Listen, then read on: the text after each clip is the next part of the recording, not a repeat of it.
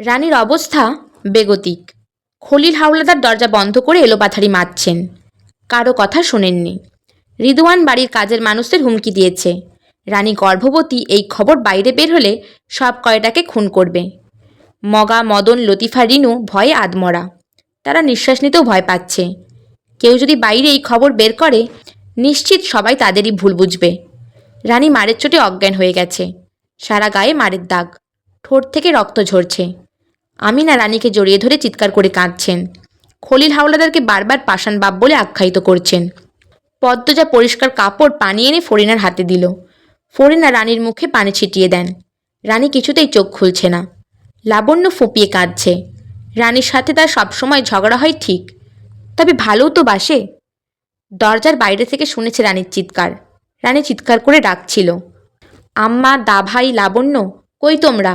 আব্বা মায়েরা ফেলতাছে, বাঁচাও তোমরা আমারে। লাবণ্য, কই তুই? আম্মা। দরজায় সবাই মিলে অনেক ধাক্কা দিয়েছে, ডেকেছে। খলিল হাওলাদার সাড়া দেননি। এক নিঃশ্বাসে মেরে গেছেন। রানীকে মাটিতে ফেলে জোরে জোরে লাথি মেরেছেন। রাগের বশে রানীর তলপেটে বেশি আঘাত করেছেন। আর রানী আকাশ কাঁপিয়ে কেঁদেছে। কেউ পারেনি ঘরের ভেতর প্রবেশ করতে।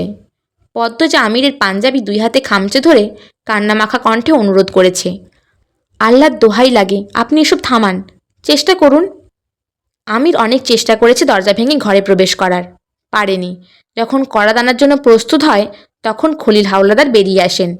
রানীর গলার স্বর থেমে যায়, আর শোনা যাচ্ছে না। সবাই ভেতরে প্রবেশ করে দেখে রানী উপুর হয়ে পড়ে আছে, শরীর রক্তাক্ত। আমিনা রানী বলে চিৎকার করে ওঠেন। ছুটে আসেন রানীর কাছে। মগাকে পাঠানো হয়েছে আবার কবিরাজকে নিয়ে আসতে। এত কিছু হয়ে যাচ্ছে, নূরজাহান একবারও নিচে নেমে আসেননি। রানী গর্ভবতী শুনে সেই যে উপরে গিয়েছেন তো গিয়েছেনই, আর আসার নাম নেই। এত চেঁচামেচি শুনেও কি আসতে ইচ্ছে হয়নি? এতই কঠিন মন? কবিরাজ আসার অনেকক্ষণ পর রানী চোখ খুলে।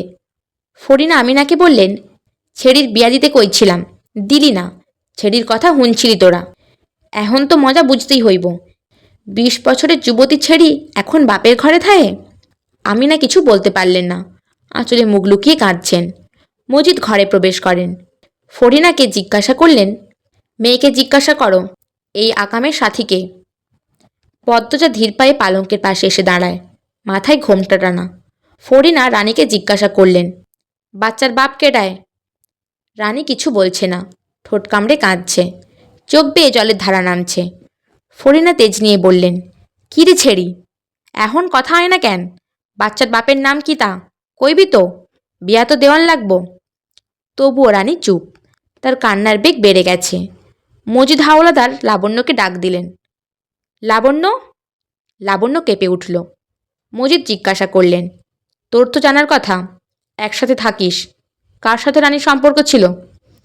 লাবণ্য মাথা নত করে দাঁড়িয়ে থাকে, আর চোখে রানীকে দেখে। রানী অন্যদিকে তাকিয়ে আছে।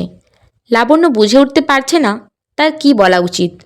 মজিদ ধমকে উঠলেন, লাবণ্য, সত্যি বল, কিছু লুকানোর চেষ্টা করবি না, তাহলে তোরও এই দশা হবে। লাবণ্য ভয়ের চোটে গড়গড় করে বলতে থাকলো, আপার সাথে আব্দুল ভাইয়ের প্রেম আছে। দুইজনে প্রায়ই দেখা করে বাড়ির পিছনে, খালের পাড়ে। অনেক বছর হয়েছে প্রেমের। রানীর কান্নার শব্দ বেড়ে যায়। ফরিনা ঝাঁঝালো কণ্ঠে রানীকে বলেন, এই ছেড়ি চুপ কর, এখন মেলায় তাছস ক্যারে? কুকাম করার সময় মনে আছিল না? আমরা রে কইতে পারলি না তোর আব্দুলের পছন্দ? আর আব্দুলি কেমন ধাঁচের মানুষ, প্রস্তাব লইয়া আইতে পারে নাই? তোরে ডাইকা লইয়া কুকাম কইরা বেড়াইছে, নিজের বাড়ি বানাইয়া প্রস্তাব লইয়া আইব কইছিল। রানী কাঁদতে কাঁদতে বলল। ফরিনা পাল্টা বললেন, কয়দিন তর্স হয় নাই, শরীর গরম হইয়া গেছিল বেশি, খারাপ ছেড়ি কোনহানের। আমির ঘরে ঢুকতেই মজিদ গম্ভীর কণ্ঠে বললেন, আব্দুল রে ধরে নিয়ে আয়। আমির অবাক হয়ে বলল, আব্দুল করছে এই কাজ? ও তো এমন না, মুখ দেখে বোঝা যায় কে কেমন। আমির উত্তরে কিছু বলল না। রানী আহত দুর্বল শরীর নিয়ে দ্রুত বিছানা থেকে নামে। আমির ঘর থেকে বেরোনোর জন্য পা বাড়িয়েছে সবেমাত্র। রানী আমিরের পায়ে ধরে বসে পড়ে, আকুতি করে বলল, দা ভাই, ওনারে কিছু কইরো না, ওনারে মাইরো না, আমি তোমার পায়ে পড়ি। ও কাকা, আমারে মারো, উনারে মাইরো না। কি পাগলামি করছিস, পা ছাড় রানী, দা ভাই, দোহাই লাগে। আমির রানীকে দুই হাতে তুলে দাঁড় করালো। এরপর কোমল কণ্ঠে বলল, কিছু করব না, শুধু নিয়ে আসবো, বিয়ে পড়িয়ে দেব। সত্যি দা ভাই? সত্যি। রানী হাতের উল্টো পাশ দিয়ে চোখের জল মুছে। আমির বেরিয়ে যায়। মজিদ চোখ মুখ কঠিন অবস্থানে রেখে ঘর ছাড়েন। রানী মাথা ঘুরিয়ে পড়ে যেতে নিলেই পদ্মজা ধরে ফেলে। আমিনা ফরিনা এগিয়ে আসেন। তারপর রানীকে ধরে নিয়ে বিছানায় শুইয়ে দিলেন। বিয়ে হবে শুনে ভেতরে ভেতরে রানীর খুব আনন্দ হচ্ছে। কিছুক্ষণ আগে সব মার ব্যথা তুচ্ছ মনে হচ্ছে। রানী আব্দুলকে এত বেশি ভালোবাসে যে আব্দুলের এক কথায় সে বিয়ের আগে ঘনিষ্ঠ হতে রাজি হয়। যখন যেখানে যেতে বলেছে তখন সেখানেই গিয়েছে। দ্বিতীয়বার ভাবেনি। অন্ধভাবে ভালোবেসেছে। কতদিনের স্বপ্ন, কত আশা পূরণ হবে অবশেষে। রানী নিজের অজান্তে বাঁকা হাসে। তৃপ্তিকর হাসি, কিছু পাওয়ার হাসি। উপস্থিত আর কেউ খেয়াল না করলেও সেই হাসি পদ্মজা খেয়াল করে। এই হাসি বেশিক্ষণ থাকলো না। বিকেলবেলা আমি দুঃসংবাদ নিয়ে ফিরল। আব্দুল খুন হয়েছে গত রাতে। মাদিনী নদীতে লাশ পাওয়া গেছে। আব্দুলের বাড়িতে পুলিশের ভিড়। রানীর কানে কথাটা আসতেই এক চিৎকার দিয়ে লুটিয়ে পড়ে মাটিতে। জীবনের সুখের আলো নিভে যায়। নিভে যায় স্বপ্ন পূরণের ইচ্ছের প্রদীপ। পদ্মজা এই খবর শুনে স্তব্ধ হয়ে দাঁড়িয়ে থাকে। প্রতিটা মৃতদেহ নদীতেই কেন পাওয়া যায়? এতে কি প্রমাণ হয় পানির সাথে ধুয়ে যায়? আগের খুনগুলোর খুনি কি আব্দুলের খুনি? পদ্মজা চেয়ার টেনে বসে। মাথা ব্যথা করছে খুব। রগ দপদপ করে কাঁপছে।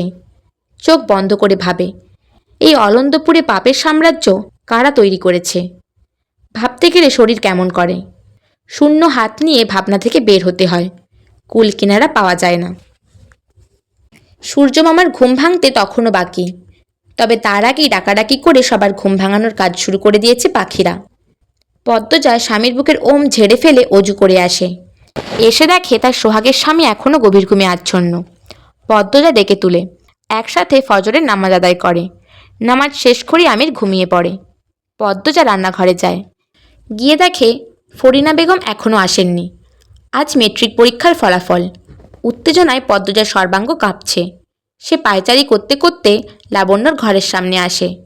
দরজা খোলা। পদ্মজা বাইরে থেকে উকি দিয়ে দেখল রানী মাটিতে বসে আছে। উদাস হয়ে কিছু ভাবছে। রাতে ঘুমায় না। নিজের মতো জগৎ করে নিয়েছে। খাবার রেখে যাওয়া হয়, যখন ইচ্ছে হয় খায়। পদ্মজা দীর্ঘশ্বাস ছাড়ল। এরপর জায়গা ত্যাগ করল। রানী অন্য কাউকে দেখলে খুব রেগে যায়। তাই এই ভোরবেলা তার সামনে না যাওয়াই মঙ্গল। পদ্মজা সদর ঘরে পায়চারি করতে থাকল।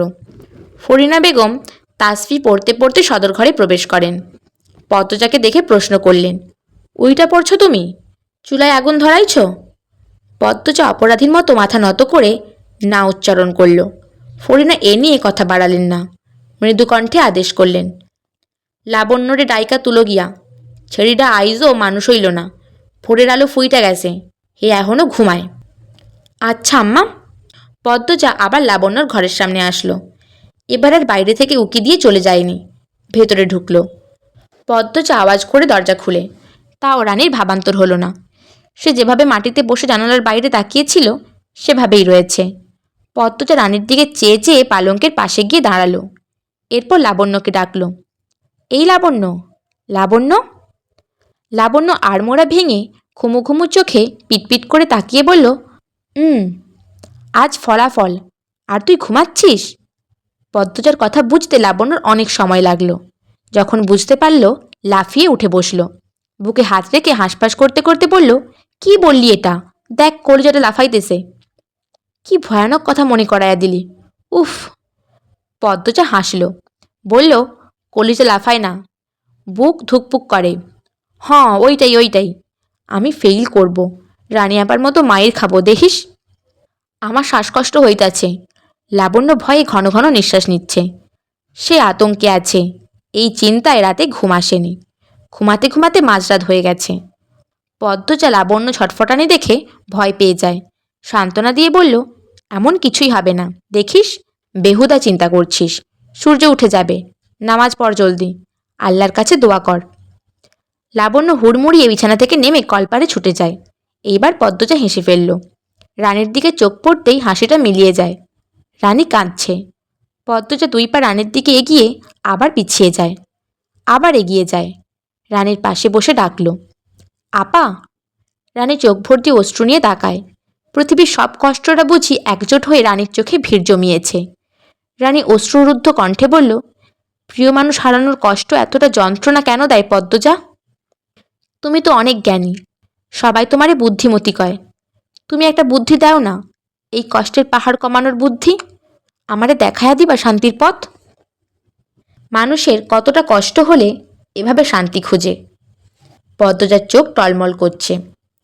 সে ঢোক গিলে বলল, পুরনো স্মৃতি মুছে সামনের কথা ভাবো।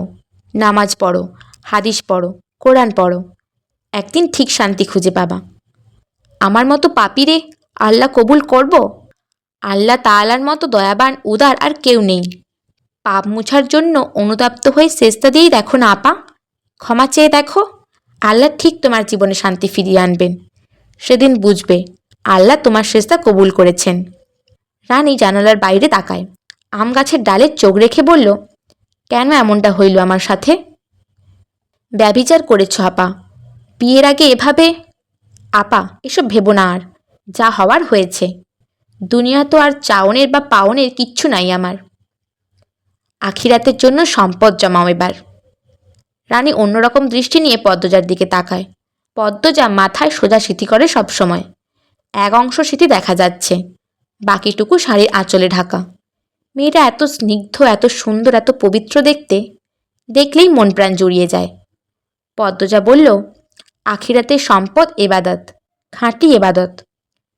তুমি খুব ভালো পদ্মজা। রানী মৃদু হেসে বলল। তার চোখ বেয়ে 2 ফোঁটা জল গড়িয়ে পড়ে। পদ্মজা অপ্রস্তুত হয়ে হাসল। বলল, এখন নামাজ আদায় করতে পারবে? তাহলে পড়ে নাও। ওই দিনটার পর আর গোসল করি নাই। আজ করবে কিন্তু? করব। আসি? আসো। পদ্মজা বেরিয়ে আসে। দরজার বাইরে পা রাখতেই রানীর কান্নার স্বর কানে আসে। পদ্মজা থমকে দাঁড়ায়, পিছন ফিরে একবার রানীকে দেখে। রানী হাঁটুতে মুখ লুকিয়ে কাঁদছে। পদ্মজা মনে মনে প্রার্থনা করে, আল্লাহ ক্ষমা করে দাও রানী আপাকে, শান্তির পথে ফিরে আসার রহমত দাও। বাড়ির সবাই মেট্রিক পরীক্ষার ফলাফল জানার জন্য অধীর আগ্রহে অপেক্ষা করছে। আমির সেই সকাল 10টায় বের হয়েছে। এখন বাজে দুপুর 3টা। লাবণ্য মিনিটে মিনিটে গ্লাস ভরে পানি খাচ্ছে আর বারবার টয়লেটে যাচ্ছে। পদ্মজা ঝিম মেরে বসে আছে। হেমলতা সবসময় পদ্মজাকে বলতেন, মেট্রিকে ফার্স্ট ডিভিশন পাওয়ার জন্য। পদ্মজার একবার মনে হচ্ছে সে ফার্স্ট ডিভিশন ফলাফল করবে, আরেকবার মনে হচ্ছে সেকেন্ড ডিভিশনে চলে যাবে। সে এক হাতের আঙুল দিয়ে অন্য হাতের তালু চুলকাচ্ছে। এই মুহূর্তে মাকে খুব মনে পড়ছে। কতদিন হলো দেখা হয় না। প্রথম প্রথম মায়ের জন্য প্রায় কাঁদত সে। এখন অবশ্য মানিয়ে নিয়েছে। আছরের আজান পড়ছে, এখনও ফিরেনি আমির। পদ্মজা নামাজ পড়তে চলে যায়। নামাজ পড়ে বারান্দায় এসে দাঁড়ায়। এরপর যা দেখল, খুশিতে আত্মহারা হয়ে পড়ে সে। আমিরের সাথে হেমলতা পূর্ণা এসেছে। দুজনের পরনে কালো বোরখা। 3 জন আলোকঘর পেরিয়ে অন্দরমহলের দিকে আসছে। মাথার ওপর কড়া রোদ নিয়ে মরুভূমিতে সারাদিন হাঁটার পর পথিক তৃষ্ণার্ত হয়ে পানির দেখা পেলে যেমন আনন্দ হয়, ঠিক তেমন আনন্দ হচ্ছে পদ্মজার। ইচ্ছে হচ্ছে 2 তলা থেকে ঝাঁপ দিয়ে নেমে যেতে, কিন্তু তা তো সম্ভব নয়। পদ্মজা উন্মাদের মতো দৌড়াতে থাকে। সিঁড়ি দিয়ে নামার সময় উল্টে পড়ে যেতে গিয়েও নিজেকে সামলে নিল। তবুও দৌড় থামল না। সদর ঘরের সবাইকে তোয়াক্কা না করে বাড়ির বউ ছুটে বেরিয়ে যায়। হেমলতা কিছু বুঝে ওঠার আগেই তার নয়নের মনে ঝাঁপিয়ে পড়ে বুকে। পদ্মজার ছোঁয়ায় চারিদিকে যেন বসন্ত শুরু হয়। পূর্ণা পদ্মজাকে দেখে জড়িয়ে ধরে ফোঁপাতে থাকলো। পদ্মজা হেমলতার বুকে মাথা রেখে পূর্ণাকে এক হাতে জড়িয়ে ধরে কাঁদো কাঁদো হয়ে বলল, এতদিনে আসতে মনে হয়েছে তোমাদের? এভাবে পর করে দিলে আম্মা। আর পূর্ণা, তুই তো আসতে পারিস, বোনকে মনে পড়ে না? শাড়ির আঁচল টেনে পদ্মজার মাথার চুল ঢেকে দিলেন হেমলতা। এরপর বললেন, মেয়ে শ্বশুরবাড়ি আসা কি এতই সোজা? তাহলে শ্বশুরবাড়ি পাঠানোর কি দরকার, যদি মা বাবা সহজে না আসতে পারে? আপা, আমার তোমাকে খুব মনে পড়ে। পূর্ণা বাচ্চাদের মতো করে কাঁদছে। পদ্মজা পূর্ণা চোখের জল মুছে দিয়ে বলল, আমারও মনে পড়ে। হেমলতা পদ্মজার চোখের জল মুছে দিয়ে বললেন, 750 মার্ক পেয়েছিস, স্টার মার্ক, ফার্স্ট ডিভিশন। এই খুশিতে আর কাঁদিস না। পদ্মজার চোখ ভর্তি জল, গাল ঠোঁট চোখের জলে ভেজা। এই মতবস্থায় হাসল। তাকে মায়াবী ভোরে শিশিরের মতো দেখায়। হেমলতা অন্দরমহলের সদর দরজার দিকে তাকিয়ে দেখেন হাওলাদার বাড়ির বাকিটা তাকিয়ে আছে। তিনি পদ্মজাকে সরিয়ে সদর দরজার দিকে এগিয়ে আসেন। ফরিনা বেগমের মুখ দেখে পদ্মজার ভয় হচ্ছে। ওনার মুখ আগে আগে ছুটে। আম্মাকে কিছু বলবেন না তো? হেমলতা সবাইকে সালাম দিয়ে বললেন, আমির ধরে নিয়ে আসলো। মজিদ হাওলাদার বিনীত স্বরে বললেন, এই প্রথম আমাদের বাড়িতে এসেছেন। আজ আসবেন আগে জানলে গরু জবাই করে রাখতাম। হেমলতা হাসলেন, বললেন, বলেছেন এই অনেক। বললেই হবে না, করতে হবে। কয়দিন কিন্তু থেকে যাবেন? এটা বলবেন না, আজই ফিরতে হবে আমার। কিছুক্ষণ থেকেই চলে যাব। প্রথমবার আসলেন আর কিছুক্ষণ থেকেই চলে যাবেন? আবার আসবো, অনেকদিন থেকে যাব। আজকের রাতটা থেকে যান। আম্মা, আজ থেকে যাও আমার সাথে, পদ্মজা অনুরোধ করে বলল। হেমলতা হাসেন। ফরিনা কিছু বলছেন না, ভ্রুকুটি করে দাঁড়িয়ে আছেন। তিনি হেমলতাকে ভেতরে ভেতরে ভয় পান। কেমন ধারালো চোখের দৃষ্টি, যেন একবার তাকিয়েই ভেতরে সব দেখে ফেলতে পারে। আর চোখ মুখের ভাব দেখলে মনে হয় কোনো দেশের রাজরানী। তার উপর আমির দরদ দেখিয়ে শাশুড়ি নিয়ে এসেছে। ফরিনা বিরক্ত হচ্ছেন। হেমলতা ফরিনার দিকে তাকাতেই ফরিনা চোখ সরিয়ে নেন। হেমলতা ফরিনাকে প্রশ্ন করলেন, আপা, কথা বলছেন না যে? আমার উপস্থিতি বিরক্ত করেছে খুব? হেমলতার কথায় ফরিনা সহ উপস্থিত সবাই অস্বস্তিতে পড়ে যায়। ফরিনা হাসার ব্যর্থ চেষ্টা করলেন, তারপর বললেন, কি বলছেন আপা, বিরক্ত হইতাম ক্যারে? এই প্রথম আইছেন, খুশি হইছি। তাই বলুন। দরজায় দাঁড়াইয়া গপ্প আর কতক্ষণ হইব, ঘরে আহেন। ফরিনা দ্রুত সটকে পড়েন। সদর ঘরে আগে আগে হেঁটে আসেন, হাঁপাতে থাকেন, বিড়বিড় করেন, মহিলা এত চালাক, সত্যি সত্যি সব বুঝতে ফেলে। হেমলতা সবার আড়ালে শাড়ির আঁচল মুখে চেপে সেকেন্ড দুয়েক হাসলেন। হেমলতাকে হাসতে দেখে পদ্মজাও হাসল। সবাই সদর ঘরে এসে বসে। লাবণ্য ও পদ্মজার ফলাফল দেওয়ার উপলক্ষে শিরিন সাহানাকে দাওয়াত দেওয়া হয়েছিল। তারা এখন হাওলাদার বাড়িতেই আছে। দুই বোন হেমলতা পূর্ণার জন্য নাস্তা তৈরি করতে রান্নাঘরে গেল। লাবণ্য দরজা বন্ধ করে ঘরে বসে আছে। আমির এখনও লাবণ্যর ফলাফল কাউকে বলেনি। সে সদর ঘর থেকে লাবণ্যকে ডাকল, লাবণ্য, এই লাবণ্য, শুনছিস? এদিকে আয়, আজ তোর খবর আছে। আমিরের কথা শুনে লাবণ্যর বুকের ধুকপুকানি থেমে যায়। এক্ষুনি নিঃশ্বাস বন্ধ হয়ে যাবে অবস্থা। নিশ্চিত ফেল করেছে। লাবণ্য চিত হয়ে শুয়ে অপেক্ষা করতে থাকে কখন সে মারা যাবে। আমির আবার ডাকলো, বেরিয়ে আয় বলছি, নয়তো দরজা ভেঙে ঘরে ঢুকবো, তখন কিন্তু গায়ে মার বেশি পড়বে। লাবণ্য তড়িঘড়ি করে বিছানা থেকে নামে, গায়ের ওড়না ঠিক করে দরজা খুলে সদর ঘরে ঢুকতে ঢুকতে নামাজের সব সূরা পড়তে থাকে। আমির চেয়ার ছেড়ে দাঁড়াতেই লাবণ্য কেঁপে ওঠে, কাঁদো কাঁদো হয়ে বলল, আগামী বছর মেট্রিকে পাশ করাম, কসম। এই বছরই তো পাশ করেছিস, তাহলে আগামী বছর আবার মেট্রিক দিবি কেন? লাবণ্য চোখেতে তাকালো, তার মুখটা হাঁ হয়ে যায়। লাবণ্যর মুখের ভঙ্গি দেখে সবাই হাসল। লাবণ্য খুশিতে কেঁদে দিল। আমি লাবণ্যকে জড়িয়ে ধরে মাথায় হাত বুলিয়ে বলল, আর একটুর জন্য ফেল করিসনি। লাবণ্য হাসতে হাসতে কাঁদছে। লাবণ্যর পাগলামি দেখে আমিরও হাসছে। তখন সদর ঘরে প্রবেশ করে রিদওয়ান হাওলাদার। হেমলতা রিদওয়ানের দিকে অনুসন্ধানের দৃষ্টিতে তাকান। হেমলতার চোখে চোখ পড়তেই রিদওয়ান বিব্রত হয়ে ওঠে, চোখ সরিয়ে নেয়। একটু পর আর চোখে তাকিয়ে দেখে হেমলতা তখনও তীক্ষ্ণ দৃষ্টি মেলে তাকিয়ে আছেন। রিদওয়ান ঘর ছেড়ে বেরিয়ে যায়। এ যেন সাপুড়ে ও সাপের খেলা। রাতের খাবার শেষ হয়েছে সবেমাত্র। এশার আজান পড়েছে অনেক আগে। পূর্ণা পদ্মজা ও লাবণ্যকে পেয়ে পুলকিত, আনন্দ বয়ে যাচ্ছে মনে। একটু পরপর উচ্চস্বরে হাসছে। হেমলতা একবার ভাবলেন নিষেধ করবে, এত জোরে হাসার জন্য। এরপর কী ভেবে আর নিষেধ করলেন না। তিনি বাড়ির বড়দের সাথে কথা বলছেন। আমির সবার মনোযোগ পাওয়ার জন্য বলল, আমার একটা কথা ছিল। সবাই আমিরের দিকে তাকালো। আমির নির্দ্বিধায় বলল, আগামীকাল ফিরব আমি। হেমলতা বললেন, ঢাকায়? জি, পদ্মজাকে নিয়েই যাব, সাথে লাবণ্যও যাবে। দুজনকে কলেজে ভর্তি করে দেব। লাবণ্য পূর্ণার পাশ থেকে উঠে এসে আমিরের পাশে দাঁড়ালো, আবদার করে বলল, দা ভাই, তুমি কইছিলা আমি পাশ করলে আমারে দেশের বাইরে পড়তে পাঠাইবা। ছেড়ি মানুষ বাইরে যাইতে কেন? কোয়েলজাটা বড় হইয়া গেছে, রেগে বললেন ফরিনা। লাবণ্য মায়ের কথা অগ্রাহ্য করে আমিরকে বলল, কথা রাখতে হইব তোমার। আমির একবার মজিদকে দেখল, এরপর লাবণ্যকে বলল, সত্যি যেতে চাস? হ্যাঁ। লাবণ্যর মাথায় গাঁটটা মারল আমির। এরপর বলল, আগে শুদ্ধ ভাষাটা শিখ, এরপর দেশের বাইরে পড়তে যাবি। লাবণ্য আহ্লাদিত হয়ে বলল, পদ্মজা শিখায়া দিব, এইটা কোনো ব্যাপার না দা ভাই। আপাতত ঢাকা চল, শুদ্ধ ভাষায় কথা বলে অভ্যস্ত হ, এরপর সত্যি পাঠাবো। তুই পাগল হইয়া গেছস বাবু? এই ছেড়িরে একা বাইরে পাঠাইয়া দিবি? জাফর ভাই আছে, ভাবি আছে, সমস্যা নেই আম্মা, একটাই তো বোন আমার, নিজের মতো পড়াশোনা করুক। ফরিনা বিরক্তিতে কপাল কুঁচকে তাকিয়ে থাকেন। মজিদ কথা বলছেন না, মানে তিনিও আমিরের দলে। তাহলে আর কথা বলে কি হবে? এই সংসারে এমনিতেও তার দাম নেই, কেউ কথা শোনে না, নিজের মতোই বকবক করেন। ফরিনা উঠে চলে যান। হেমলতা বললেন, কালই চলে যেতে হবে? 2-3 দিন পর হবে না? আমির নম্রভাবে বলল, না আম্মা, আমি 8 বছর হলো ঢাকা গিয়েছি, এর মধ্যেই প্রথম 3 মাসের উপর গ্রামে থেকেছি, ব্যবসা ফেলে এসেছি। আমার অনুপস্থিতিতে আলমগীর ভাইয়া সামলেছিল, এখন তো ভাইয়াও চলে এসেছে, আর আমার ব্যবসা আমারই সামলানো উচিত। যত দ্রুত সম্ভব যেতে চাই, আপত্তি করবেন না? হেমলতা পদ্মজার দিকে চেয়ে বললেন, তাহলে আগামীকালই যাচ্ছ? জি। আব্বা আম্মাকে তো অনেক আগেই বলেছি, পদ্মজাও জানে, কিন্তু পদ্ম ভাবেনি সত্যি সত্যি যাব। দেখুন কেমন অবাক চোখে তাকিয়ে আছে।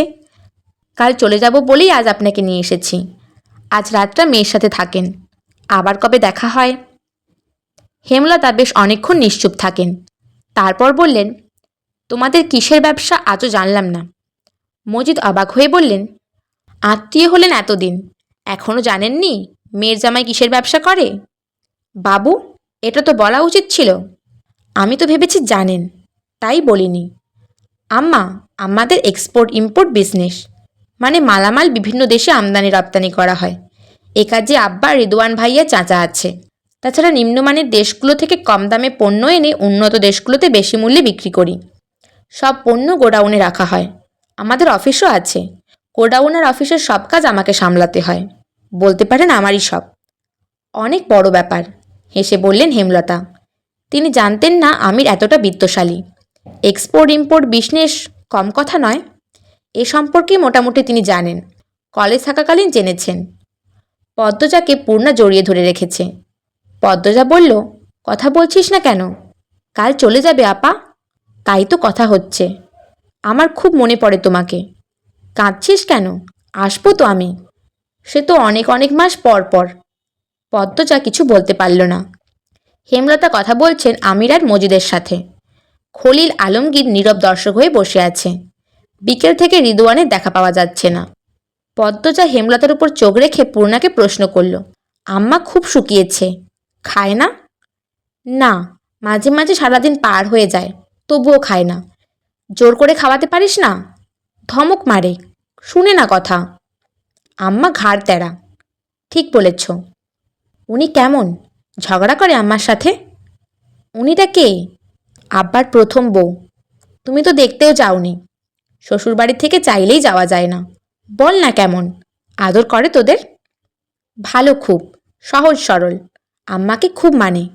প্রেমাপ্রান্তকে অনেক আদর করে, দেখতেও খুব সুন্দর। আগে সাপুরের বউদের মতো সাজতো, আমার পছন্দ না বলে এখন আর সাজে না। তুই নাকি খুব খারাপ ব্যবহার করিস? এখন করি না। তুমি কাকে দিয়ে এত খোঁজ রাখো? সে তোর জানতে হবে না। তাহলে উনি ভালো, তাই তো? হুম। মিলেমিশে থাকিস তাহলে। ঢাকা যাওয়ার আগে দেখে যাও একবার। বাপের প্রথম বউকে দেখার ইচ্ছে নেই আমার, পদ্মজা থমথমে স্বরে বলল। পূর্ণা বলল, আচ্ছা, আমি আজ তোমার সাথে ঘুমাবো। ঘুমাবি, আম্মার খেয়াল রাখবি। আম্মাকে দেখে মনে হচ্ছে কোনো বিষয় নিয়ে খুব চিন্তা করে, সারাক্ষণ ভাবে। তুই কথা বলবি, সময় দিবি। আমি তোমার মতো সব সামলাতে পারি না। চেষ্টা করবি। ভোরে উঠে মগা ভাইয়াকে পাঠাবো আব্বা আর প্রেমাপ্রান্তকে নিয়ে আসতে, সবাইকে চোখের দেখা দেখে যাব। পূর্ণা পদ্মজাকে আরও শক্ত করে জড়িয়ে ধরে। কান্না পাচ্ছে খুব, কত দূরে চলে যাবে তার আপা। পদ্মজা অনুভব করে পূর্ণার ভেতরের আর্তনাদ। সে পূর্ণার মাথায় হাত বুলিয়ে দিয়ে বলল, খুব দ্রুত আসব। পদ্মজা মাঝে শুয়েছে, তার দুই পাশে হেমলতা আর পূর্ণা। পূর্ণা শক্ত করে জড়িয়ে ধরে রেখেছে পদ্মজাকে, আর পদ্মজা হেমলতার এক হাত শক্ত করে ধরে রেখেছে। হেমলতা নীরবতা ভেঙে পদ্মজাকে বললেন, পদ্ম। আম্মা। শহরে নিজেকে মানিয়ে নিবি, শক্ত হয়ে থাকবি। আর মনে রাখবি, কেউ কারণ না, সবাই একা। সবসময় নিজের উপর বিশ্বাস রাখবি, নিজের উপর আস্থা রাখবি। সৎ পথে থাকবি, কখনো কারো উপর নির্ভরশীল হবি না। যদি তুই কারো উপর ভালো থাকার দায়িত্ব দিয়ে দিস, কখনো ভালো থাকবি না। নিজের ভালো থাকার দায়িত্ব নিজেরই নিতে হয়। নিজেকে কখনো একা ভাববি না। যেখানেই থাক, আমি আমার প্রতিটি কথা তোর সাথে মিশে থাকবে, ছায়া হয়ে থাকবে। আল্লাহ সবাইকে কোনো না কোনো উদ্দেশ্যে সৃষ্টি করেছেন। সেই উদ্দেশ্য সফল হলে আর বেঁচে থাকার মানে থাকে না, মৃত্যুতে ঢলে পড়ে। আমার ইদানিং মনে হয় আমার দায়িত্ব ছিল তোকে জন্ম দেওয়া, বড় করে তোলা, বাস্তবতা দেখানো। সেই দায়িত্ব কতটুকু রাখতে পেরেছি জানি না, কিন্তু তোর দায়িত্ব অনেক বড় কিছু। পদ্মজা চাপা স্বরে বলল, কি সেটা? জানি না। তুমি এত কি ভাবো আম্মা? মুখটা এরকম ফ্যাকাশে হয়ে যাচ্ছে কেন? খাওয়া দাওয়া ঠিক মতো করবে, আমি পরের বার এসে যেন দেখি মোটা হয়েছ। হেমলতা হাসলেন, সাদা ধপধপে দাঁত ঝিলিক মারে। তিনি পদ্মজাকে এক হাতে জড়িয়ে ধরে বললেন, পরের বার যখন আসবি একদম অন্যরকম দেখবি। কথা দিচ্ছ? দিচ্ছি। পদ্মজা হাসল। পূর্ণা বলল, আমাকেও জড়িয়ে ধরো আপা। পদ্মজা পূর্ণাকে জড়িয়ে ধরে, আর হেমলতা দুই মেয়েকে একসাথে জড়িয়ে ধরেন। তারপর বলেন, এবার চুপচাপ ঘুম হবে, কোনো কথা না। মাঝরাতে হেমলতার ঘুম ভেঙে যায়। তিনি চোখ খুলে কান খাড়া করে শোনেন কেউ হাঁটছে। কাঁথা গা থেকে সরিয়ে ধীরে ধীরে বিছানা থেকে নামেন। সাবধানে দরজা খুলে বেরিয়ে পড়েন। পায়ের শব্দটা যেদিক থেকে এসেছে সেদিকে যান। সাদা পাঞ্জাবি পরা একটা পুরুষের অবয়ব দেখতে পান। তিনি তীক্ষ্ণ স্বরে ডাকলেন, রিদওয়ান। রিদওয়ান কেঁপে উঠে পিছনে ফিরল। চোখ দুটি বড় বড় হয়ে যায়। সে যে অপ্রস্তুত হয়ে পড়েছে দেখেই বোঝা যাচ্ছে। হেমলতা প্রশ্ন করলেন, এত রাতে এখানে কি করছো? জি, হাঁটছিলাম। এত রাতে? প্রায়ই হাঁটি, জিজ্ঞাসা করতে পারেন অন্যদের। হেমলতা রিদওয়ানকে পা থেকে মাথা পর্যন্ত পরখ করে নিয়ে বলল, কোনোভাবে আমাকে খুন করতে এসেছো কি? রিদওয়ান থতমত খেয়ে গেল। বলল, না না, আপনাকে কেন খুন করতে যাব? প্রমাণ সরাতে। হেমলতার সহজ কথা। রিদওয়ান হঠাৎই অন্যরকম স্বরে কথা বলল, সে তো আমিও একজন প্রমাণ, স্বচক্ষে দেখা জলজান্ত প্রমাণ। আপনিও আমাকে খুন করে প্রমাণ সরাতে পারেন। যেহেতু দুজনই একই পথের, কাউকে কারো খুন করার প্রয়োজন নেই। আমি এখানে অন্য কাজে এসেছি। হেমলতা কঠিন চোখে তাকান, পরপরই চোখ শীতল করে নিয়ে বলেন, শুভরাত্রি। রিদওয়ান হেসে হেলে দুলে হেঁটে চলে যায়। হেমলতা ঘরে ঢোকার জন্য ঘুরে দাঁড়ান। হাঁটার পূর্বেই শরীরের ভারসাম্য হারিয়ে পড়ে যান। ভাগ্যিস আওয়াজ হয়নি। তিনি হাতে ভর দিয়ে উঠার চেষ্টা করেন। বাম হাতের মাংসপেশি শক্ত হয়ে আছে, হাত নাড়াতে কষ্ট হয়। ভর দিয়ে উঠা আরও কষ্টদায়ক। তিনি ওভাবেই বসে থাকলেন অনেকক্ষণ। পাখিদের কলতানে পদ্মজার ঘুম ভাঙল। পদ্মজা জানালার ফাঁক গলে আসা দিনের আলো দেখতে পেল। সে তড়িঘড়ি করে উঠে বসে। অন্যদিন ফজরের আজানের সাথে সাথে উঠে পড়ে। আজ দেরি হয়ে গেল। পূর্ণাকে তুলে নিয়ে যা, একসাথে অজু করে নামাজ পড়তে বস। হেমলতার কণ্ঠ শুনে পদ্মজা ঘুরে তাকালো। তিনি কোরআন শরীফ পূর্বের জায়গায় রেখে বললেন, পূর্ণাকে একটু বুঝ দিস, নামাজ পড়তে চায় না। আচ্ছা আম্মা। পদ্মজা পূর্ণাকে ডেকে নিয়ে কলপাড়ে যায়। এরপর দুই বোন একসাথে নামাজ পড়তে বসলো। নামাজ শেষ করে হেমলতার সামনে এসে দাঁড়ালো পদ্মজা। হেমলতা জানালার বাইরে তাকিয়ে আছেন। পদ্মজা হেমলতার চোখ দেখে বলল, আম্মা, তোমার চোখ এমন লাল হলো কেন? হেমলতা দুই চোখে হাত বুলিয়ে বললেন, রাতে ঘুম হয়নি তাই। পদ্মজা উৎকণ্ঠা, কেন? কেন ঘুম হয়নি? কীরকম দেখাচ্ছে তোমাকে? বিছানায় পড়াটাই শুধু বাকি। কিছু চুল পদ্মজার মুখের উপর চলে এসেছে। হেমলতা তা কানে গুঁজে দিয়ে আদর মাখা কণ্ঠে বললেন, আজ আমার মেয়ে চলে যাবে, তাই আমি সারা রাত জেগে আমার আদরের মেয়েকে দেখেছি। হেমলতার কথা শুনে পদ্মজা আবেগী হয়ে ওঠে। হেমলতাকে জড়িয়ে ধরে কান্নামাখা কণ্ঠে বলল, আমার খুব মনে পড়ে তোমাকে, চলো আমার সাথে, একসাথে থাকবো। তোমার না ইচ্ছে ছিল আমাকে নিয়ে শহরে থাকার? পাগল হয়ে গেছিস? মেয়ের জামাইয়ের বাড়িতে কেউ গিয়ে থাকে? 2-3 দিন হলে যেমন তেমন। হেমলতার শরীরের উষ্ণতা পদ্মজাকে ওম দিচ্ছে। মায়ের উষ্ণতায় কি অদ্ভুত শান্তি। পদ্মজা কান্না করে দিল। হেমলতা পদ্মজার মুখ তুলে বললেন, সকাল সকাল কেউ কাঁদে? বাড়ির বউ তুই, শাশুড়ি কি করছে আগে দেখে আয়, চা। পদ্মজা আরও কাঁদতে থাকলো। কাঁদতে কাঁদতে চোখের জল মুছছে। আবার ভিজে যাচ্ছে, বুকটা হাহাকার করছে। কত দূরে চলে যাবে সে? কাঁদতে কাঁদতে বেরিয়ে যায়। পেছন থেকে শোনা যায় হেমলতা বলছেন, বাচ্চাদের মতো করছিস কিন্তু। পদ্মজা শাড়ির আঁচল দিয়ে চোখ মুছে ঢোক গিলে নিজেকে শক্ত করল। এরপর রান্নাঘরের দিকে চলে গেল। পদ্মজা ঘর ছাড়তেই হেমলতার চোখ বেয়ে 2 ফোঁটা জল গড়িয়ে পড়ে। তিনি দ্রুত জল মুছেন। পালঙ্কের দিকে চেয়ে দেখেন পূর্ণা চিৎ হয়ে ঘুমাচ্ছে। কখন ঘুমালো? হেমলতার হাসি পেয়ে গেল। তিনি কাঁথা দিয়ে পূর্ণাকে ঢেকে দিলেন। পদ্মজা রান্নাঘরে ঢুকতেই ফরিনা মুখ ঝামটালেন। আইছো কেন? যাও, ঘুমাও গিয়া। কখন এত দেরি হয়ে গেছে বুঝিনি, মিনমিন করে বলল পদ্মজা। বুঝবা কেন, মা আইছে তো। হৌরির লগে তো আর মায়ের মতো মিশতে মন চায় না। পদ্মজা অবাক হয়ে তাকালো, আবার চোখ নামিয়ে নিয়ে বলল, আমি তো মিশতেই চাই, আপনি সব সময় রেগে থাকেন। মুখের উপর কথা কইবা না, যাও এখন। পদ্মজা ঘুরে দাঁড়ায় চলে যাওয়ার জন্য। ফরিনা তেলে বেগুনে জ্বলে উঠে বললেন, কইতেই যাইবা নাকি? জোর কইরা তো কাম করা উচিত, এই বুদ্ধিটা নাই?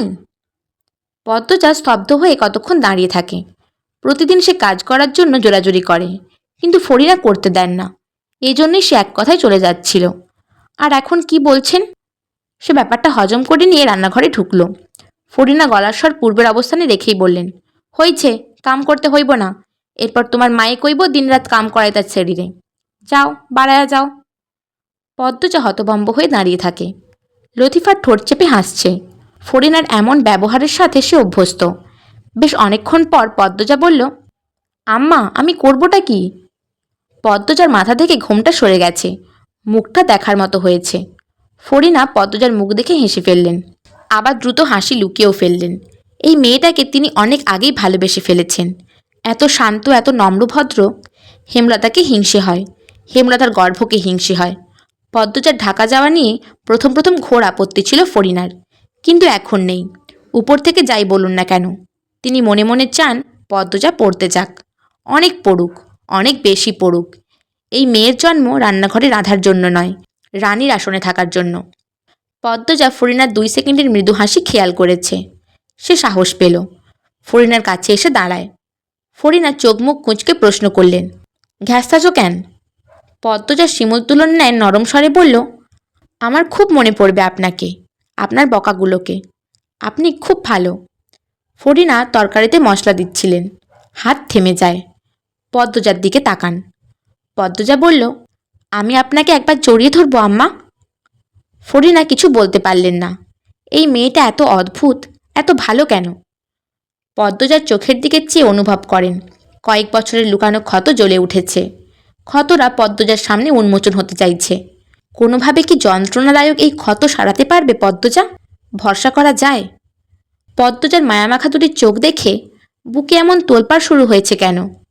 32 বছর আগের সেই কালো রাত্রির কথা কেন মনে পড়ে গেল?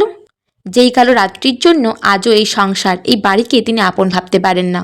প্রতিটি মানুষের সাথে বাজে ব্যবহার করেন। সেই যন্ত্রণা কেন বুক ফুঁড়ে বেরিয়ে আসতে চাইছে? উত্তরের আশায় না থেকে পদ্মজা জড়িয়ে ধরল ফরিনাকে। ফরিনা মৃদু কেঁপে উঠলেন। এরপর পদ্মজার মাথায় হাত বুলিয়ে দিলেন। পদ্মজা ফরিনার বুকে মাথা রাখতেই টের পেল ফরিনার বুক ধুকধুক করছে।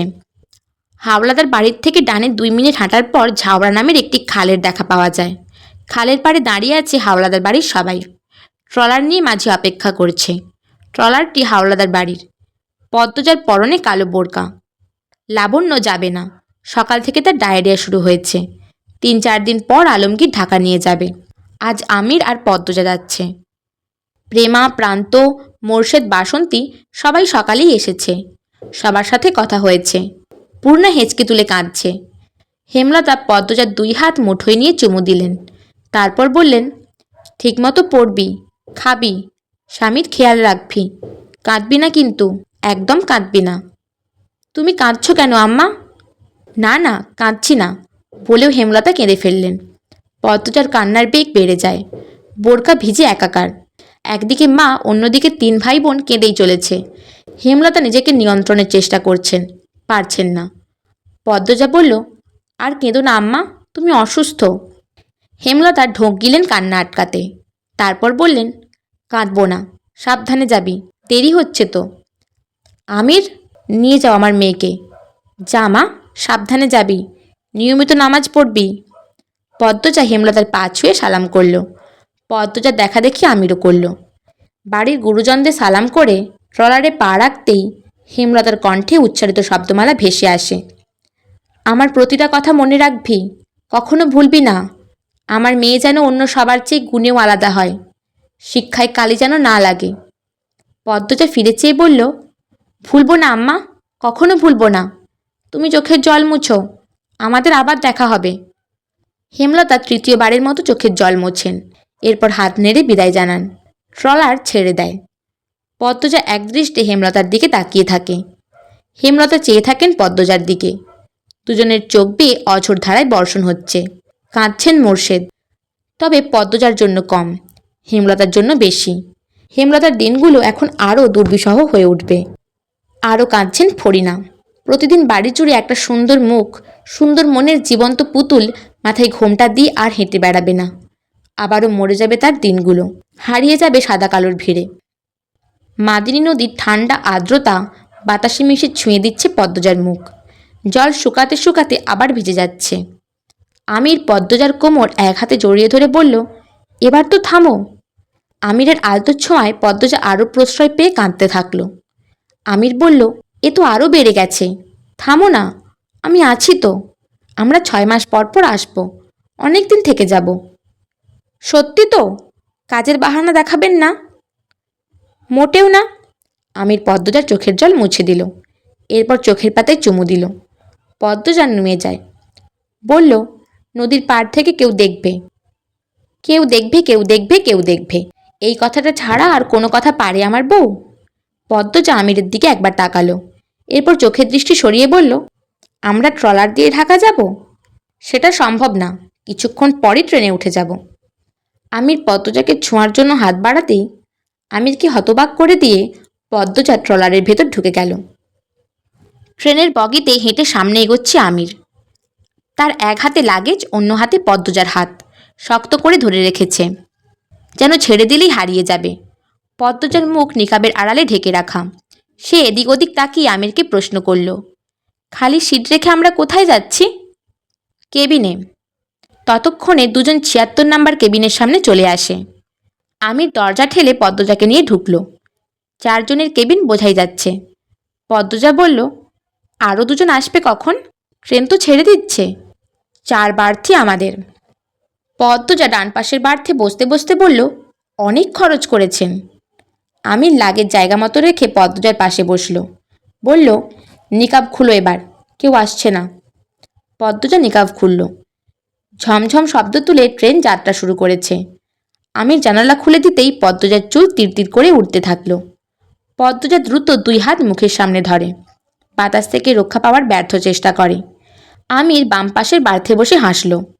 বলল, হাত সরাও, দেখি একটু বউটাকে। পদ্মজা 2 হাত সরালো, ঠোঁটে আঁকা হাসি, চোখ ছোট ছোট করে তাকিয়ে আছে, চুল অবাধ্য হয়ে উঠছে। আমির এক হাতের উপর থুতনির ভর দিয়ে বলল, এই হাসির জন্য দুনিয়া এফোর ওফোর করতে রাজি। পদ্মজা দাঁত বের করে হাসল, লজ্জায় চোখ নামিয়ে নিল। আমির পদ্মজার পাশে এসে বসে, পদ্মজার চুল খোঁপা করে দিল। তারপর বলল, এবার বোরকাটা খুলে ফেলো, গরম লাগছে না? পদ্মজা জিজ্ঞাসু দৃষ্টিতে তাকায়। আমির বলল, কেউ আসবে না পদ্মবতী, পৌঁছতে বিকেল হবে, নিশ্চিন্তে বোরকা খুলতে পারো, আর কিছু খুলতে হবে না। পদ্মজার কান রিরি করে ওঠে। আমিরের উরুতে কিল দিয়ে বলল, ছি। আমির উচ্চস্বরে হেসে উঠল। পদ্মজা ভ্রুকুটি করে বোরকা খুলে, এরপর জানালার ধারে বসে বলল, আমরা যে বাড়িতে যাচ্ছি আর কে কে থাকে? একজন দারোয়ান আর একজন বুয়া আছে। যে বাড়ি না, তোমার বাড়ি। ওনারা বিশ্বস্ত? নয়তো রেখে এসেছি। পদ্মজা কিছু বলল না। আমির পদ্মজার পাশ ঘেঁষে বসল। পদ্মজার কানের দুলে টোকা দিয়ে কোমর জড়িয়ে ধরল। পদ্মজা মেরুদণ্ড সোজা করে বসে। শীতল একটা অনুভূতি সর্বাঙ্গে ছড়িয়ে পড়ে। চোখ বুজে স্বভাববশত বলে ওঠে, কেউ দেখবে। আমির ভ্রুকুঞ্চন করে চোখ তুলে তাকায়। পদ্মজা বুঝতে পারে সে ভুল শব্দ উচ্চারণ করে ফেলেছে। জিহা কামড়ে আর চোখে আমিরকে দেখে হাসার চেষ্টা করল। আমির বেশ অনেকক্ষণ তীক্ষ্ণ চোখে পদ্মজার দিকে তাকিয়ে থাকে, এরপর আরও শক্ত করে জড়িয়ে ধরে। পদ্মজার ঘাড়ে নাক ডুবিয়ে বলল, দেখুক, যার ইচ্ছে দেখুক। দরজায় টোকা দিচ্ছে কেউ। শব্দে পদ্মজার ঘুম ছুটে গেল। ধরফড়িয়ে উঠে বসে। কখন ঘুমিয়ে পড়েছে মনে পড়ছে না। আমিরের কোলে তার মাথা ছিল। মানুষটা এতক্ষণ বসেছিল। পদ্মজাকে এভাবে উঠতে দেখে আমির ইশারায় শান্ত হতে বলল। পদ্মজা দ্রুত নিকাব পরে নেয়। এরপর আমির দরজা খুলল। ঝালমুড়ি নিয়ে একজন লম্বা ধরনের লোক দাঁড়িয়ে আছে। নাকটা মুখের তুলনায় একটু বেশি লম্বা। আমির বলল, এভাবে অনুমতি না নিয়ে টোকা দেওয়া অভদ্রতা। আমাদের দরকার পড়লে আপনাদের এমনিতেই খুঁজে নিতাম। আর এমন করবেন না। আপনার জন্য আমার বউয়ের ঘুম ভেঙে গেছে। নিন টাকা, ঝালমুড়ি দিন। লোকটি বেশ আনন্দ নিয়ে ঝালমুড়ি বানিয়ে দিল। বোধহয় আর বিক্রি হয়নি। হতে পারে আমিরই প্রথম কাস্টমার। লোকটি চলে গেল। আমির কেবিনে ঢুকে দরজা বন্ধ করল। তারপর পদ্মজাকে বলল, একজন লোক ঝালমুড়ি বিক্রি করতে এসেছিল। এই নাও, খাও। এরপর আবার ঘুমাও। দুজনে একসাথে ঝালমুড়ি খেতে খেতে সুখ দুঃখের গল্প শুরু করে। আমির তার শহুরে জীবনের গতিবিধি বলছে। কখন কখন বাসায় থাকে, কিভাবে ব্যবসায় সময় দেয়। পদ্মজা মন দিয়ে শুনছে। একসময় পদ্মজা বলল, একটা কথা জানার ছিল। কি কথা? আমার মনে হচ্ছে আপনাদের বাড়িতে লুকানো কোনো ব্যাপার আছে। শুধু মনে হচ্ছে না, একদম নিশ্চিত আমি। আমির উৎসুক হয়ে ঝুঁকে বসল। আগ্রহ ভরে জানতে চাইল, কী রকম? পদ্মজা আরও এগিয়ে আসে। আকাশে দুপুরের কড়া রোদ। ছড়াৎ করে রোদের ঝিলিক জানালায় গলে কেবিনে ঢুকে আবার হারিয়ে যাচ্ছে। বাতাস ভ্যাপসা গরম, মাঝে মাঝে শীতল ঠান্ডা। সেসব উপেক্ষা করে পদ্মজা তার ভেতরের সন্দেহগুলো বলতে শুরু করলো। রুম্পা ভাবিকে বন্দি করে রাখা হয়েছে, আমি নিশ্চিত। কেন বন্দি করে রাখা হয়েছে সেটা দাদু জানে। উনি সবসময় রুম্পা ভাবির ঘরের দরজায় নজর রাখেন। আমি অনেকবার ঢুকতে চেয়েছি, পারিনি। বাড়ির পিছনের জঙ্গলে কিছু একটা আছে। সেটা ভূত জিন জাতীয় কিছু না, অন্য কিছু। এমনটা মনে হওয়ার তেমন কারণ নেই। আমার অকারণেই মনে হয়েছে। জঙ্গলটা আপনা আপনি সৃষ্টি হয়নি, আর ভয়ঙ্করও হয়নি। কেউ বা কারা এই জঙ্গলটিকে যত্ন করে তৈরি করেছে, ভয়ঙ্কর করে সাজিয়েছে। এছাড়া বাড়ির সবাইকে আমার সন্দেহ হয়। এ ব্যাপারে আপনি কি বলেন? আমির একটু অবাক হলো না। মুখের প্রকাশভঙ্গি পাল্টালো না। সে দীর্ঘশ্বাস ছেড়ে বলল, জানি আমি এসব। পদ্মজা আমিরের দুই হাত খামচে ধরে এক নিঃশ্বাসে বলল, আমাকে বলুন, অনুরোধ লাগে, বলুন। আমি শুনতে চাই। অনেক দিন ধরে নিজের ভেতর পুষে রেখেছি। আমির অসহায় দৃষ্টিতে তাকালো। বলল, আমার ধারণা তোমার ধারণা অবধিই সীমাবদ্ধ। এর বাইরে কিছু জানি না। এই রহস্য খুঁজে বের করার ইচ্ছে হওয়া সত্ত্বেও আমি হজম করেছি। আমার ইচ্ছে মাটি চাপা দিয়েছি। আমিরের গলাটা কেমন শোনালো। পদ্মজা কণ্ঠ খাদে নামিয়ে বলল, কেন? কেন দিয়েছেন? আমির হাসল। বলল, ধুর, এখন এসব গল্প করার সময়। শুনো, এরপর কি করব? পদ্মজা কথার মাঝে আটকে দিয়ে সঙ্গে সঙ্গে বলল, কথা ঘুরাবেন না। আমি খেয়াল করেছি হাওলাদার বাড়ির প্রতি আপনি উদাসীন। কোনো ব্যাপার পাত্তা দেন না। সবসময় বাড়ির চেয়ে দূরে দূরে থাকেন। কোনো ঘটনায় নিজেকে জড়ান না। কেন নিজেকে গুটিয়ে রাখেন? আমিরের দৃষ্টি অস্থির। সে এক হাতে বার্থ খামচে ধরার চেষ্টা করে, ঘন ঘন শ্বাস নেয়। পদ্মজা খুব অবাক হয়। আমিরের এত কষ্ট হচ্ছে কেন? পদ্মজা উৎকণ্ঠা। কি হলো আপনার? কোথায় কষ্ট হচ্ছে? না, কিছু হয়নি। এই পদ্মজা। আমির চট করে পদ্মজার দুই হাত শক্ত করে ধরল। চোখ দুটিতে ভয়। পদ্মজা আমিরের চোখের দিকে তাকালো। আমির বলল, আমার তোমাকে অনেক কিছু বলার আছে। অনেকবার বলতে গিয়েও পারিনি। আজ যখন কথা উঠেছে। আচ্ছা পদ্মজা, আমার পরিচয় জেনে আমাকে ছেড়ে যাবে না তো? আমি তোমাকে হারালে একাকিত্বে ধুকে ধুকে নিঃশেষ হয়ে যাব। আমার জীবনের একমাত্র সুখের আলো তুমি। পদ্মজার হৃৎপিণ্ড থমকে গেল। সে পরিস্থিতি বুঝে উঠতে পারছে না। আমির উত্তরের আশায় চাতক পাখির মতো তাকিয়ে আছে। পদ্মজা ধীরকণ্ঠে বলল, লুকোনো সব কথা বলুন আমাকে। আপনি আমার স্বামী। আপনাকে ছেড়ে যাওয়ার কথা কখনো ভাবি না আমি। বিশ্বাস করুন। আমি নতজানু হয়ে বলল, আমি আমার আব্বার অবৈধ সন্তান। আমার জন্মদাত্রী জন্ম দিয়েই মারা যায়, দিয়ে যায় অভিশপ্ত জীবন। পদ্মজার দুই পা কেঁপে ওঠে, মাথা ভনভন করে ওঠে, শিরদাঁড়া বেয়ে ঠান্ডা স্রোত গড়িয়ে যায়। আমি ঢোক গিলে আবার বলল, আমার জন্মদাত্রী মারা যাওয়ার পর আব্বা আমাকে নিয়ে আসেন। আমার বর্তমান আম্মা আমাকে দেখে খুব রেগে যায়। কিছুতেই আমাকে মানতে চায়নি। তখন ছেলে মেয়ে ছিল না আম্মার। তাই মাস খুঁড়াতেই আমাকে মেনে নিল, ছেলের মতো আদর করতে শুরু করলো। এসব দাদুর মুখে পরে শুনেছি। আব্বা আমাকে তুলে এনে জায়গা দিলেও সন্তানের মতো ভালোবাসেনি কখনো। যখন আমার 11 বছর, আমি আর রিদওয়ান একসাথে জানতে পারি আমি আব্বার অবৈধ সন্তান। আব্বা আবার রিদওয়ানকে খুব আদর করতেন। রিদওয়ান ছোট থেকেই আমার সাথে ভেজাল করত, ঝগড়া করত। যখন এমন একটা খবর জানতে পারল, ও আরও হিংস্র হয়ে ওঠে। আমি তখন অনেক শুকনো আর রোগা ছিলাম। রিদওয়ান স্বাস্থ্যবান, তেজি ছিল। আব্বার এমন ছেলেই পছন্দ। কেন পছন্দ জানি না। 19 থেকে 20 হলেই রিদওয়ান খুব মারত। আব্বার কাছে বিচার দিলে রিদওয়ান আরও 10টা বানিয়ে বলতো। তখন আব্বা আমাকে মারতেন। রিদওয়ান একবার আমাকে জঙ্গলে বেঁধে ফেলে রেখেছিল। 1.5 দিন পড়েছিলাম। রাতে ভয়ে প্যান্টে প্রস্রাব করে দিয়েছি। মুখ বাঁধা ছিল, তাই এত চিৎকার করেছি তবুও কেউ শুনেনি। ভয়ে বুক কাঁপছিল। মনের ভয় মিশিয়ে ভয়ঙ্কর ভয়ঙ্কর ভূত দানব দেখেছি। বাঁচানোর মতো কেউ ছিল না। 1.5 দিনের সময় আমাদের বাড়িতে কাজ করতেন ফকির মিয়া নামে একজন। উনি আমাকে জঙ্গলে বাঁধা অবস্থায় পান। বাড়িতে বৈঠক বসে। রিদওয়ানকে 2টো বেতের বাড়ি দিয়ে ছেড়ে দেওয়া হয়। রিদওয়ান এক তো বলিষ্ঠবান, তার উপর আমার 2 বছরের বড়। কিছুতেই পেরে উঠতাম না। পানিতে ঠেসে ধরে রেখেছে অনেকবার। ওর মস্তিষ্ক অসুস্থ। আমার জীবন জাহান্নাম হয়ে ওঠে। আম্মাকে বললেও আম্মা বাঁচাতে পারতেন না। সব সময় নিশ্চুপ। কষ্ট থেকে বাঁচার জন্য যখন আমার 15 বছর বয়স, শীতের রাতে পালিয়ে যাই। শীতে কাঁপতে কাঁপতে খেতে অজ্ঞান হয়ে পড়ে যাই। এর পরদিন চোখ খুলে দেখি আমি হাওলাদার বাড়িতে। আমার সামনে রিদওয়ান, আব্বা, চাচা, আম্মা সবাই। বুঝে যাই আমার কোনো জায়গা নাই আর। এখানেই থাকতে হবে। যতই কষ্ট হোক থাকতে হবে। আমিরের কণ্ঠে স্পষ্ট কান্না। চোখ বেয়ে 2 ফোঁটা জল গড়িয়ে পড়ে। পদ্মজা হেঁচকি তুলে কাঁদছে। আমির অশ্রুসজল চোখ মেলে পদ্মজার দিকে তাকালো, হেসে ফেলল। পদ্মজার 2 চোখের জল মুছে দিয়ে বলল, আরে পাগলি, কাঁদছ কেন? এসব তো পুরনো কথা। আমার পড়াশোনাটা আবার চলছিল ভালোই। আমি ভালো ছাত্র ছিলাম। এদিক দিয়ে বুদ্ধিমান ছিলাম। সব সময় ভালো ফলাফল ছিল। এজন্য কদর একটু হলেও পেতাম। যখন আমার 18 বছর বয়স, বাড়িতে অস্বাভাবিক কিছু অনুভব করি। রাত করে অদ্ভুত কিছু শব্দ শুনি। জঙ্গলে আলো দেখতে পাই। চাচাকে প্রায় রাতে জঙ্গলে যেতে দেখি। রিদওয়ান আর চাচা মিলে কিছু একটা নিয়ে সবসময় আলাপ করত। ওদের চোখে মুখে থাকতো লুকোচুরি খেলা। আমি একদিন রাতে চাচাকে অনুসরণ করি। প্রায় 10 মিনিট হাঁটার পর চাচা দেখে ফেলে। এই ভুলের জন্য কম মার খেতে হয়নি সেদিন। তবুও বেহায়ের মতন কয়দিন পর আবার অনুসরণ করি। রিদওয়ান পিছনে ছিল দেখিনি।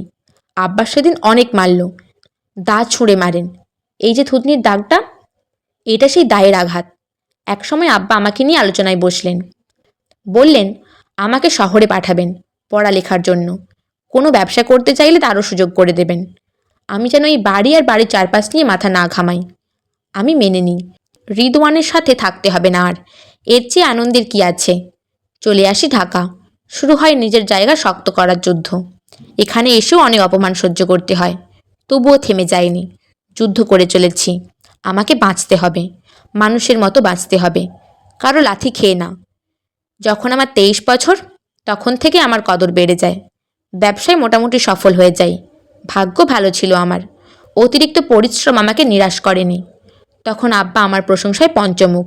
রিদওয়ান আগের মতো হাত তোলার সাহস পায় না। সেই আমি আজ এই জায়গায়। এখন আমার যে অবস্থান, হাওলাদার বাড়ির কারো সাহসই নেই আমার চোখের দিকে তাকানোর। আমি চাইলে শোধ নিতে পারি, কিন্তু নেব না। তারা থাকুক তাদের মতো। রিদওয়ান ছোটবেলায় যা করেছে মেনে নিয়েছি। এখন তোমার দিকেও নজর দিয়েছে। ওর নজর আমার বাড়ি গাড়ি অফিস গোডাউনেও আছে। আমি টের পাই। ও পারলে আমাকে খুন করে দিত, কিন্তু পারে না। আমার ক্ষমতার ধারে কাছে ওর জায়গা নেই। এখন আমার নিজের এক বিশাল রাজত্ব আছে। আমার অহংকার করার মতো অনেক কিছু আছে। হাওলাদার বাড়ির কেউ কেউ মিলে আমাকে নিয়ে কোনো পরিকল্পনা করছে। আমি নিশ্চিত। তাই হাওলাদার বাড়িতে আমি থাকতে স্বাচ্ছন্দ্য বোধ করি না। আম্মা ছাড়া ওই বাড়ির সবার ভালোবাসা মুখোশ মাত্র। আমার দরকার ছিল একজন ভালো মনের সঙ্গিনী। আমি পেয়ে গেছি। আর কিছু দরকার নেই। আমি আমার অর্ধাঙ্গিনীকে তার আসল সংসারে নিয়ে যাচ্ছি। এখন আমার মন শান্ত। কোনো চিন্তা নেই। খুব বেশি সুখী মনে হচ্ছে। আমির পদ্মজার হাতে চুমু খেলো। পদ্মজা তখনও কাঁদছে। সে আচমকা আমিরকে জড়িয়ে ধরল, গভীরভাবে, শক্ত করে। এরপর কান্নামাখা কণ্ঠে বলল, আমি কখনো আপনাকে কষ্ট দেব না। কোনো দিনও না। কেউ আপনাকে ছুতে আসলে আমি তার গর্দান নেব। আমি উন্মাদ হয়ে তাকে ছিঁড়ে কুটি কুটি করব। কারো সেই ক্ষমতা নেই আর, মিছিমিছি ভয় পাচ্ছ। পদ্মজা আরও শক্ত করে ধরার চেষ্টা করে। আমির পদ্মজার পিঠে হাত বুলিয়ে বলল, এই প্রথম আমার বউয়ের গভীর আলিঙ্গন পেলাম, ভালো লাগছে, ছেড়ো না কিন্তু। প্ল্যাটফর্মে হাঁটছে ওরা। আমির পদ্মজার এক হাত ধরে রেখেছে, খুব দ্রুত হাঁটছে। পদ্মজা তাল মেলাতে পারছে না, চেষ্টা করছে। মোটর গাড়ি নিয়ে একজন কালো চশমা পরা লোক অপেক্ষা করছিল। আমির সেখানে গিয়ে থামে। লোকটা সালাম দিয়ে গাড়ির দরজা খুলে দিল, ব্যাগ জায়গা মতো রাখে। আমির আগে পদ্মজাকে উঠতে বলল। পদ্মজা অবাক হয়, এরকম গাড়ির সাথে সরাসরি পরিচয় নেই তার, কিন্তু প্রকাশ করল না। আমিরের কথা মতো গাড়িতে উঠে বসল। এরপর আমির উঠল, গাড়ি চলতে শুরু করে। আমির পদ্মজাকে এক হাতে জড়িয়ে ধরে বলল, আমাদের নিজস্ব গাড়ি, কথা ছিল কিন্তু, আমার গাড়ি দিয়ে রাত বিরাতে যখন তখন ঘুরতে বের হব। পদ্মজা কিছু বলল না, সে উপভোগ করছে নতুন জীবন। ঘণ্টাখানেকের মধ্যে একটা বাড়ির সামনে গাড়ি থামে। কালো চশমা পরা লোকটা দ্রুত গাড়ি থেকে নেমে আমিরের ডান পাশের দরজা খুলে দিল। আমির পদ্মজাকে নিয়ে নামল। পদ্মজা বাড়িটা দেখে মুগ্ধ হয়। ডুপ্লেক্স বাড়ি। একজন দারোয়ান দৌড়ে এসে সালাম দিল। পদ্মজার সাথে পরিচিত হলো। এরপর আসে একজন মধ্যবয়স্ক নারী, ইনি বোধহয় বাড়ির কাজের লোক। সবাই একসাথে বাড়ির ভেতর ঢুকলো। পদ্মজা তার নতুন বাড়ি মন দিয়ে দেখছে। পূর্ব দিক থেকে সদর দরজা দিয়ে ভেতরে প্রবেশ করতেই দেখতে পেল বিশাল বৈঠকখানা উত্তর দক্ষিণে লম্বা। দক্ষিণ পাশে বারান্দা, তাতে নানা ধরনের ফুল ফুটে আছে টবের মধ্যে, মনে হবে যেন একটা ছোটোখাটো বাগান। বৈঠকখানার দক্ষিণ পশ্চিম কোণার দিকে বেশ বড় শোবার ঘর। পদ্মজা প্রশ্ন করার আগে আমির বলল, না, এটা আমাদের ঘর না। উত্তর পশ্চিম কোণার দিকে রান্নাঘর এবং টয়লেট। আর এই দুয়ের মাঝে, মানে বৈঠকখানার পশ্চিম দিকের মাঝখানটায় খাওয়ার ঘর। বৈঠকখানার মাথার ওপর দিকে তাকালে সেখানে সোনালি কালারের ঝাড়বাতি ঝুলছে। বৈঠকখানার উত্তর দিকে একটা সিঁড়ি সাপের মতো পেঁচিয়ে উপর দিকে উঠে গেছে। আমির পদ্মজাকে নিয়ে সেদিকে হাঁটে। সিঁড়ি পেরোনোর পর হাতের বাঁ দিকে অনেক বড় একটা শোবার ঘর। দামি দামি জিনিসে সৌন্দর্য আকাশ ছোঁয়া। দুজন একসাথে ঢুকে। পদ্মজা চোখ ঘুরিয়ে সব কিছু দেখছে। আমির বলল, গোসল করে নাও। পদ্মজা বোরকা খুলে কলপার খুঁজতে থাকলো। আমির গোসলখানার দরজা খুলে দিয়ে বলল, এই যে এদিকে। দুজন একসাথে ফ্রেশ হয়ে রুম থেকে বের হলো।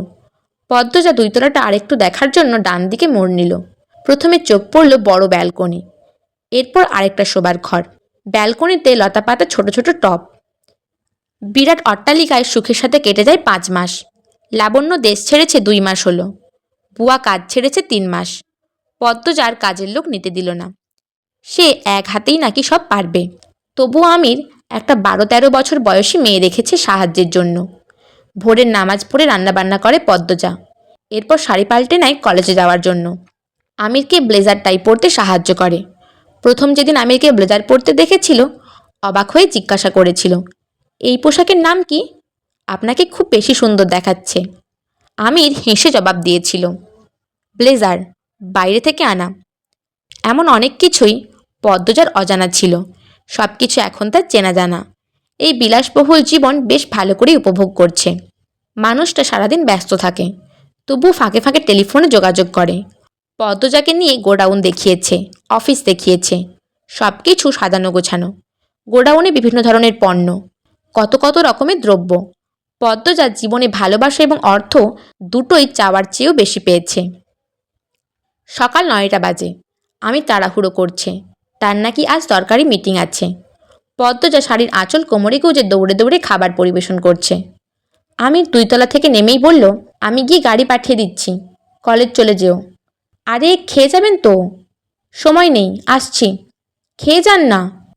বলছি তো, তাড়া আছে, চোরাচুরি করছো কেন? আমি দ্রুত বেরিয়ে যায়। পিছু ডাকতে নেই, তাই পদ্মজা ডাকলো না। মনাকে ডেকে বলল, খেয়ে নাও তুমি। মনা পদ্মজার সাহায্যকারী। পদ্মজার ছোটোখাটো ফরমায়েশ পালন করে। পদ্মজা বৈঠকখানায় গিয়ে বসে। আজ কলেজ যেতে ভালো লাগছে না। ভোরে একটা খারাপ স্বপ্ন দেখেছে। মায়ের কথা খুব মনে পড়ছে। বাইরে বৃষ্টি হচ্ছে, ঝুম বৃষ্টি। অকারণে মন বিষণ্ণতায় ছেয়ে আছে। অকারণেও না বোধ হয়। আমি বিরক্ত হয়ে কথা বলেছি, এজন্যই বোধহয় মন আকাশে বৃষ্টি নেমেছে। পদ্মজা পুরোটা দিন উপন্যাস পড়ে কাটিয়ে দিল। সন্ধ্যার আগ মুহূর্তে কলিং বেল বাজে। পদ্মজা দ্রুত গিয়ে দরজা খুলে দিল। আমির দাঁড়িয়ে আছে, বাইরে বাতাস। পদ্মজা বলল, আসুন। আমির ভেতরে আসে না, সে ঠায় দাঁড়িয়ে থেকে তাকিয়ে আছে পদ্মজার দিকে। পদ্মজা কপাল কুঁচকালো, বলল, কি হলো, আসুন। আমির চট করে পদ্মজাকে কোলে তুলে নিল। পদ্মজা চেঁচিয়ে উঠে বলল, কেউ দেখবে। আমির মনাকে ডাকল, মনা, কই রে, দেখে যা। আপনি ওকে ডাকছেন কেন? এবার কাউকে দেখাবই। উফ আল্লাহ, ছাড়ুন। মনা, মনা। মনা 2 তলা থেকে নেমে আসে। আমির মনাকে দেখে বলল, এই দেখ, তোর আপারে কোলে নিয়েছি, দাঁড়া, তোর সামনে একটু আদর করি। পদ্মজা শাড়ির আঁচল দিয়ে মুখ ঢেকে ফেলে। চাপা স্বরে বলল, মনা কি ভাববে? আমি আর বলবো না কেউ দেখবে, ছেড়ে দিন। আমির পদ্মজাকে নামিয়ে দিল। মনা কাঁচুমাচু হয়ে দাঁড়িয়ে আছে, সে কি করবে বুঝতে পারছে না। আমির বলল, যা, ঘরে যা। মনা যেন এটা শোনার অপেক্ষায় ছিল, দৌড়ে চলে যায়। পদ্মজা হাঁফ ছেড়ে বাঁচল। আমিরকে গুরুজনদের মতো বলল, আক্কেল জ্ঞান কখন হবে আপনার? বয়স তো কম হলো না। অবিকল পদ্মজার কথার ধরন অনুসরণ করে আমির বলল, আর কতদিন কেউ দেখবে কথাটা মুখে থাকবে? বিয়ের তো কম দিন হলো না। আপনি আপনি কালা চাঁদ না, কালা মহিষ। এটা পূর্ণা বলতো না? হে, আমি মোটেও কালো না। তো কি? এই যে দেখুন, দেখুন আমার হাত আর আপনার হাত। পদ্মজা হাত বাড়িয়ে দেখায়। আমির খপ করে পদ্মজার হাত ধরে চুমু খেয়ে বলল, এই হাতও আমার। পদ্মজা বলল, ঠেসে ধরা ছাড়া আর কিছু পারেন আপনি? ছাড়ুন। আমির পদ্মজার হাত ছেড়ে দিয়ে হাসতে থাকলো।